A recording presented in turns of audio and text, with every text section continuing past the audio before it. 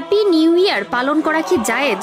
যদি কোনো মুসলিম ধর্মাবলম্বী কোনো ব্যক্তি বা কোনো ব্যক্তিবর্গরা এই দিনটিকে যে কোনো আচার আনুষ্ঠানিকতার মধ্য দিয়ে পালন করে তবে কি সেটি সঠিক হবে?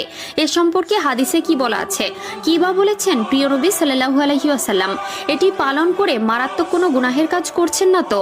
এই হ্যাপি নিউ ইয়ার পালনে আপনি বা আপনার পরিবারের কেউ যুক্ত নেই তো? প্রিয় দর্শক, আজকের এই ভিডিওটি পুরো মুসলিম জাতির জন্য গুরুত্বপূর্ণ, তাই ভিডিওটি সম্পূর্ণ দেখুন, নিজে দেখুন এবং অন্যদেরকেও এই সম্পর্কে জানাতে ভিডিওটি তাদের কাছে শেয়ার করে দিন। এছাড়াও যারা এই হ্যাপি নিউ ইয়ার পালন করা পছন্দ করেন না তারা অবশ্যই কমেন্টে একবার আলহামদুলিল্লাহ বলবেন। তো চলুন ভিডিওটি শুরু করা যাক। প্রিয় দর্শক, আমরা সকলেই জানি প্রত্যেকটি ধর্মের একটি তারিখ নির্ণায়ক গণনা সূচি থাকে, যাকে এক কথায় অনেকে ক্যালেন্ডার বলে থাকে।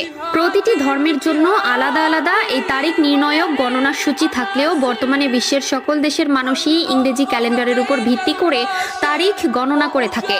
কিন্তু আপনারা অনেকেই হয়তো জানেন না, এই ইংরেজি ক্যালেন্ডার খ্রিস্টান ধর্মাবলম্বীদের সুবিধার্থে বানানো, যেখানে যীশু খ্রিস্টের জন্মের পূর্ব এবং পরবর্তী সময় দ্বারা নির্ধারিত।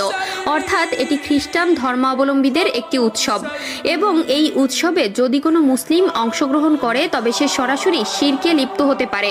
কারণ রাসূলুল্লাহ সাল্লাল্লাহু আলাইহি ওয়াসাল্লাম আবু দাউদ শরীফের 4031 নম্বর হাদিসে বলেছেন, যে ব্যক্তি কোনো জাতির সাথে সাদৃশ্য অবলম্বন করে সে তাদের মধ্যেই গণ্য হবে।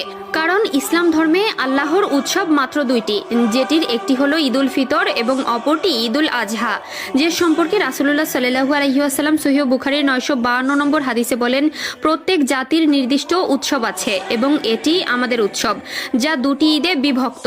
এখানে হ্যাপি নিউ ইয়ার মূলত খ্রিস্টীয় ক্যালেন্ডার অনুযায়ী পালিত হয় এবং এটি অমুসলিম সংস্কৃতির একটি অংশ এবং ইসলামে অমুসলিমদের সংস্কৃতি বা রীতিনীতি অনুসরণ করার ব্যাপারে হুঁশিয়ারি করা হয়েছে।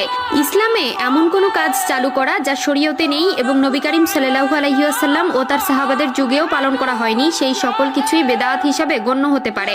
এক্ষেত্রে সহিহ বুখারীর হাদিস নম্বর 2697 এ রাসূলুল্লাহ সাল্লাল্লাহু আলাইহি ওয়াসাল্লাম বলেন, যে ব্যক্তি আমাদের এই দিনে এমন কিছু নতুন প্রবর্তন করে যা